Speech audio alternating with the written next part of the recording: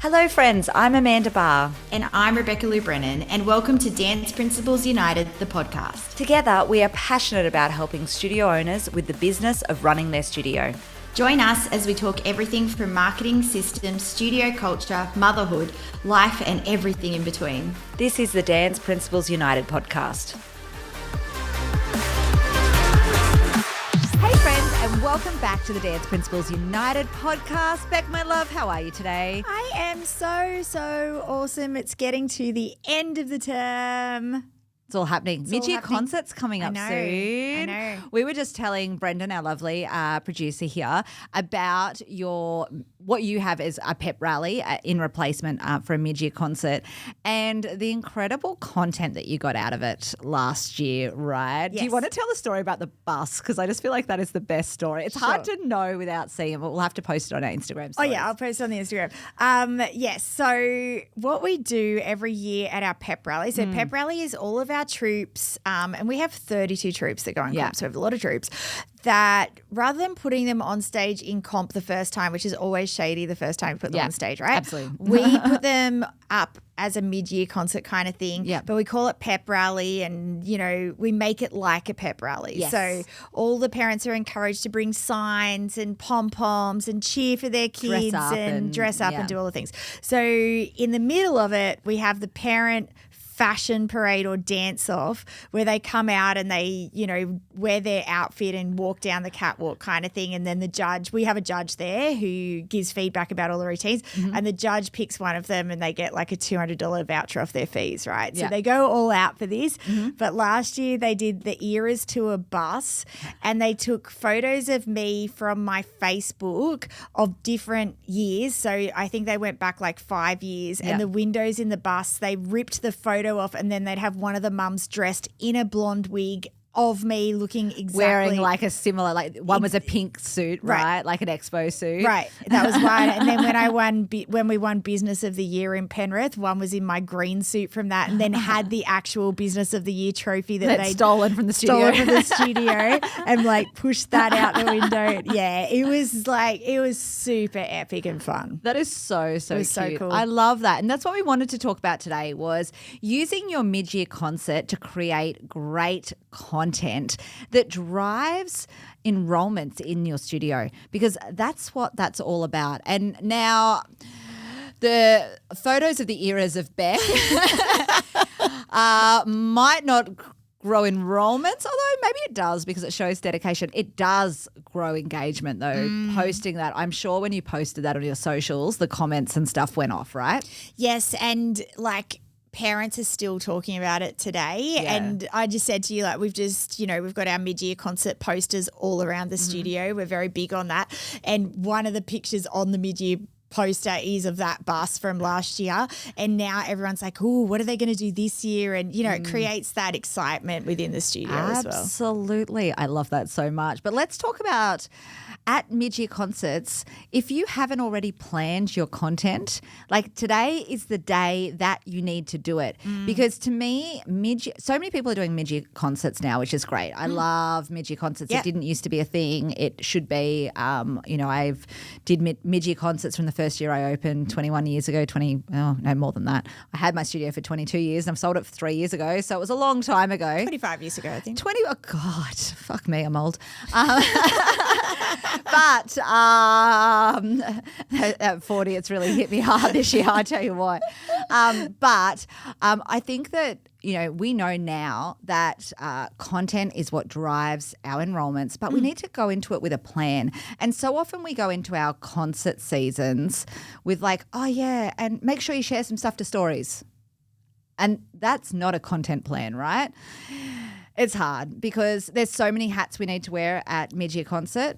You know, we've got to organise the kids, we've got to have the music. There's so much stuff going on, but a plan to get good content at it, there's no other day like it in the year, especially if you wear uniform. I think there's no other day like it in the year to get great content. Yep, I totally agree. And there's so many times after concert, like all the time when I'm like, I wish I'd captured that moment. I wish that moment would have been captured. Wow, that was incredible, but we didn't get that. Like you just don't, it's impossible to be you and to get all the things. And yes, it's crazy. Hard. It's a tricky thing, but I think you need to invest in it and not just always staff, but invest time and energy and all of those things beforehand to plan it. Because if you wear uniform for mid-year concert, it's the best time because we know that content works better than end-of-year concert stuff where they're in costume. Yep. Because that can scare future dance parents off. They're like, oh, I don't want to sew a costume. Not that anyone actually sews costumes anymore, but, you know, that scares people off. Whereas if they're in your branding, that is such a good thing. And so investing in content from your mid-year concert that you can use for a whole year's worth of enrollments is so, so valuable. Okay, I love it. So I'm going to say this to you to start with and just throw this at you. Okay, let's go. I'm ready. And I know we'd hear this from someone. Yeah. I don't have enough staff to even be backstage, let alone having them trying to also take videos and pictures of the kids. Okay, awesome. So you want to know what we did at Expo? For those people listening, Beck knows because I was there. You were there. You were part of it. So just to be completely honest, at Expo this year, because it was in the Gold Coast, we were short-staffed. We knew we were going to be short-staffed because we've always had help from students, all of the things, friends from Sydney, all of that have helped with staff. But because we're in Gold Coast and also because we had to leave a lot of your staff behind that normally work for us at the event, we had to leave them to run pause. We were short-staffed at Expo. We knew that. So our solution was to get BB in to do content, right? Like obviously we paid for content as well. Yep. And I do think it was an expensive investment, but it's a good investment. But, you know, if you haven't got staff backstage, great, that's fine. Find a 14-year-old. 14-year-olds can be really great at doing that. Or if you can afford it, budget it in as part of it and pay for it. And we're going to talk about some actual plans of things to get. But God, Beebs did a great job of content. She did. She was great. She's a rock star. I also think we put so much money into marketing and, you know, you spend so much money on that. We should spend money on that. And sometimes we choose things that aren't so great, but getting someone in to actually do that, there's no way you and I would ever have taken content from Expo. We are so crazily busy in that. Absolutely. And as you said, we did invest money in getting someone in to take that content, but we now have a year's worth of content to put on our Instagram. Absolutely. And so I would I'd really think about that as well. If you're a studio who wants to grow, spending $1,000 on a content creator, $2,000, like whatever it is, you know, if that gets you 10 new students, it's totally worth it. But it needs to go with a plan. So should we talk about the types of content you should be creating? However you find them is so important. Tell me. Tell me number one. Number one is in uniform, happy, smiley kids backstage doing what they love and celebrating with teachers. I love those kind of photos or reels of them celebrating with the teachers, whether that's them coming off stage and getting a high five from their teacher, when they're running up and giving Miss Beck a hug when they first saw her, whether it's the teacher adjusting their bow before they go on stage. Those moments, they're so valuable. So valuable. They tell a story. They mean so much more to a parent than a leg mount or a back walkover or a... Yep. It's absolutely. It's saying so much more about your studio. Absolutely. So when we would run mid-year concerts, we would have a photographer there. If it was now, I would also have someone creating reels for me. Things have changed, but when I did it was a photographer. I actually didn't get any on-stage photos because I actually on-stage photos, who are they for really? They're not marketable. Yes, the parents might like them, but what I can put in an ad, what I can put in socials is the kids playing, you know, clappy hand games backstage in their uniform, the teachers giving them high fives, all of that. So my photographer was actually backstage and I actually think that's a better place for them to be. And they got so much better, more things that showed community and told so much more than the dancing on stage, because we're about so much more than that. And I love with mid-year as well, again, like at end of year, as you know, backstage, we can't have anyone backstage because we're changing into 5,000 different Absolutely. costumes. And it's not appropriate to have photographers there and all of that. But for Midyear it is because, you know, they're not changing into costumes. Absolutely. That's why I love that backstage kind of thing. So that would be my number one tip is backstage photos and videos. Okay, cool. Testimonials. Absolutely. Yeah, and this is kind of what BB did at Expo. She went around and just asked people, what are you loving about Expo? What's your favourite thing, you know? And just getting even a 14-year-old, as you said, I mean, also Jordan, her best friend, who's also 14, was filming with an iPhone. He was doing a great job. And he did a great job. Jordan's amazing. So she had the microphone, he had the iPhone, and just imagine going out into the auditorium before the show starts or even after the show and just being like, what did you like most? What are you excited to see? You know, and just asking parents what are you proud of most? You know, lots of little snippets like that are like 15 seconds. This is smart. I'd be doing that. I'd be getting as many of those 15 sort of second sound bites. So I'd probably prepare a list of, 7 or 8 questions that they ask as many people as they can. And I wouldn't ever play them as a full reel, but then I'd like pick bits out of them and do it. So like, what were you most proud of for your daughter today or your little dancer? What did you love most? What do you like most about Pause? Tell me about your daughter. You know, something like that as questions. And imagine the great like little snippets you could get that could become a testimonial or just a really cute moment. Doing that with parents, but then what about doing it with kids too? Oh, yeah, I love it. What was your favourite moment of today? I always interview, when we have like mess ups, especially with preschool concert, there's always something like a kid goes to the bathroom just before they're about to go on stage or oops, we haven't got our tap shoes on yet or whatever it is. I always interview the little ones backstage or on stage. And it's just the best content. Like they're so funny with what they say. Yeah. I love that. And so you currently use that as like a filler. I do. Always, which is awesome. Always have done. But what about doing that like on purpose that's in what the I mean. auditorium as kids walk in or as even they're backstage leaving? as they're waiting. Like how cute. Because they do say funny things, especially their toddlers. Like they are hilarious. They're so funny. Like, imagine getting every kid as they're leaving, or not every kid, but a whole heap of kids. Yeah. Show me your best dance move. Yes. What was the thing you loved most about today? Like all of that kind of content, so cute.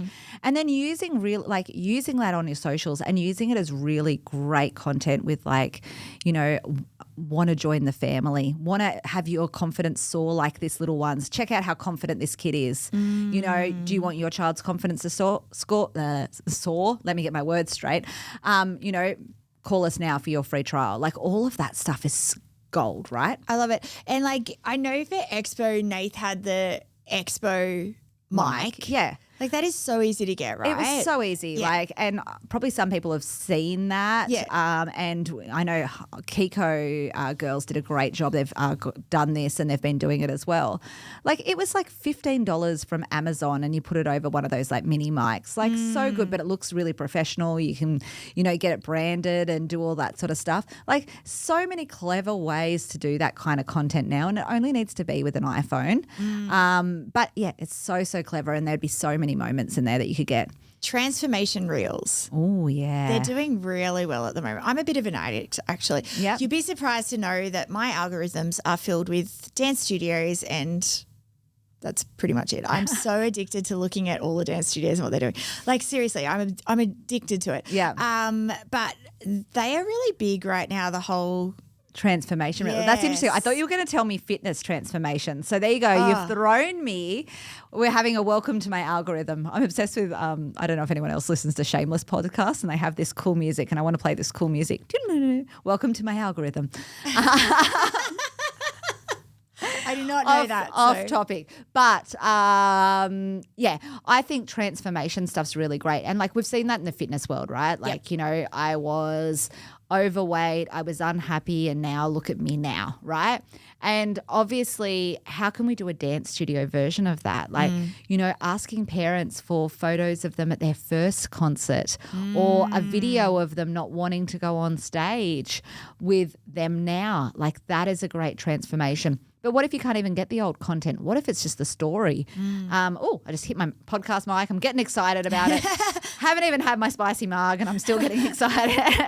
Soon. And I think that there's so much value to that, whether that's even just like coaxing those stories out of parents by asking the right questions. Because if you've prepped the right questions, it doesn't matter if you've got a 14-year-old doing it. The problem would be if you have a 14-year-old doing it who doesn't have any direction. But if you've told them the questions to ask, for example, they've got to be a bloody good, like BB and Jordan are fantastic, you know. But I think everyone has one or two of those in their studio. Everyone has I'm sure you're all thinking of the person that you'd get to do this. Absolutely. But if you give them the right questions and set them up for success, that makes such a difference. Show them what you want it to look like in the end. You know, that is so, so valuable. And asking questions like, oh, how many years is what number concert is this for your child? Awesome. Tell me about their first one and how it's different to now. And then you don't even need to use the child talking or the teenager or the content creator. You just use the parent talking. And that could have so much value and telling that transformation, even if you can't show it through pictures or videos because that's too hard, just the story of it, right? Yes. I remember, I don't know if you remember last year we had a transformation video of a little girl who for the first 3 years refused to walk down the red carpet by herself. So she was 2, 3, 4, absolutely point blank refused. Teacher had to carry her down the red carpet and hold her hand to wave. And then the last one is her strutting down confidently and, you know, doing a trick at the end and waving and being really confident. Yeah. The power in that as an ad is insane. It's Absolutely. crazy. It's exactly what every parent Because that's wants. what parents want to buy, right? That's exactly what they want to buy. They don't always want to buy, you know, the onstage photo. Like if you're not in the dance world, like you're like, what is this? What am I looking at? But what they do want to see is their kid getting more confident and their child going through a journey. And that's a motive and that actually matters, right? Yeah, I love it. So what sort of things would you suggest a studio owner plans for the day? Like obviously we need someone to do the content. That's Absolutely. the first thing. Number one. I think you probably need to be specific about the types of photos you want. Absolutely. Yeah. So you kind of probably need a few people here if you think Quite about possibly. it. Yeah. Yeah, quite possibly. Depending on the size of your Midyear concert, how many kids and all of that, you might want a few different people. But the more specific you can be, the better outcome you will get. So I would be really specific with, hey, I want these type of backstage photos. And I'd actually show them some and go, hey, like find it from another studio. Just Google image search it. Like it doesn't matter. I want something like this. I don't want something like this. And like print them out. Give them a guide so that they have a visual reference for them on the day. I also think, you know, give them a number goal. Not I want some photos. Get as many as you want. That like many can mean 10 or it could mean 5,000. Be specific about how many photos you want. I want at least X amount per show or whatever that is, right? The same with other sort of content, like, you know, if we're talking about, you know, both you and I always did like a red carpet at the concert where the kids like would strut down and get their trophy or their medal or whatever. And I did say I only had my professional photographer backstage, but I did get them to do that because to me that's an important moment. Yeah. Not so much the dancing. I agree. So I think, you know, being really specific about where you want them, what do they want to see, all of that kind of stuff is so important. How many reels you want them to create, how many stories you want them to post per day if they're posting in live time, you know, what's your number? If they're doing stories and you're getting someone young to do it because you can't afford a content creator, like give them some guidelines. Hey, I'd like you to post stories, but just so you know, I always want you to use this font, this color.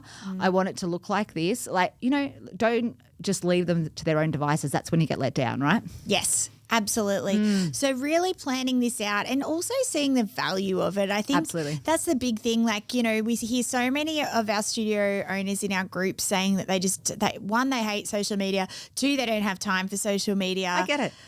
I do too, but it's so Yeah. important. But if you actually put the time, effort, and potentially money, if you need to do that, Absolutely. into getting someone out to do that, then you're going to have probably a term's worth of content. And then some. Yeah, and that's the thing, your content on your page doesn't always have to be what's happening in the studio right now. Oh, definitely. Yeah, you're trying to attract new clients.